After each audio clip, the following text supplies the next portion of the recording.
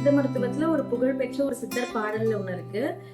காலையில் இஞ்சி கடும்பகல் சுக்கு மாலையில் கடுக்காய் மண்டலம் கொண்டிடில் கோலை ஊன்றி குறுகி நடப்பவனும் கோலை வீசி குழாவி நடப்பானே. இதோட பொருள்னு பார்க்கும்போது காலையில இஞ்சி, மத்தியானம் சுக்கு, மாலையில கடுக்காய் ஒரு ரெகுலர் பேசிஸ்ல எடுத்துட்டே வந்தாங்கன்னா வீக்கா இருக்க பேஷண்ட்ஸ் இருக்காங்களா, அதாவது எந்திரிச்சு நடக்க கூட முடியாம ஒரு கோல் ஊன்றி நடக்கிறவங்க கூட இதை ஒரு ரெகுலரா எடுத்துக்கிட்டே வர்றது மூலமா கோலே இல்லாம எந்த ஒரு சப்போர்ட்டும் இல்லாம வேகமா நடப்பாங்களாம். அந்த அளவுக்கு இது மெட்டபாலிசம் ஸ்டிமுலேட் பண்ணி இம்யூனிட்டியை பூஸ்ட் பண்ணி கொடுக்கும். காலையில இஞ்சி எடுக்கிறது மூலமா மெட்டபாலிசம் ஸ்டிமுலேட் ஆகி டைஜஷன் ப்ராசஸை இன்க்ரீஸ் பண்ணுது. அண்ட் மத்தியானம் சுக்கு எடுக்கிறதுனால பசி அதிகப்படுத்தி செரிமானத்தையும் அதிகப்படுத்தும். அண்ட் மாலையில் கடுக்காய் எடுக்கிறதுனால கடுக்காய் ஒரு மைல்டு லாக்ஸேட்டிவ் ஆக்ஷன், ஸோ வயிறுல கழிவுகள் தங்காம பாத்துக்கும். மார்னிங் டைம்ல இஞ்சி தேனூரல் மாதிரி பண்ணி எடுத்துக்கோங்க.